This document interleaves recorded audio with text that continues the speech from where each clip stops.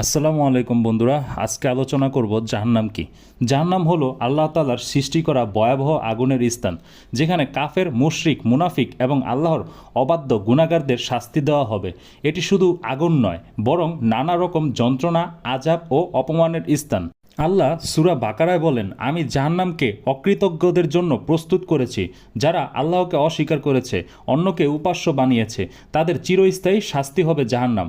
আল্লাহ সূরা মাইদায় বলেন, নিশ্চয়ই যে ব্যক্তি আল্লাহর সাথে অন্যকে শরিক করবে, আল্লাহ তার জন্য জান্নাত হারাম করেছেন, তার আবাস হবে জাহান্নামে। যারা ইচ্ছাকৃতভাবে আল্লাহর হুকুম অমান্য করবে এবং তাওবা করবে না, তাদের জন্য জাহান্নাম। আল্লাহ সূরা মুলুকে বলেন, আমি জাহান্নামকে বানিয়েছি মানুষের জন্য উপদেশ হিসাবে, যাতে মানুষ আল্লাহকে ভয় করে এবং তার আদেশ মানে এবং গুনাহ থেকে বেঁচে থাকে। ধন্যবাদ বন্ধুরা, এই ছিল জাহান্নামের পরিচয়। আল্লাহ তাআলা আমাদেরকে জাহান্নাম থেকে হেফাজত করুক। ধন্যবাদ বন্ধুরা, ভালো থাকবেন। আসসালামু আলাইকুম।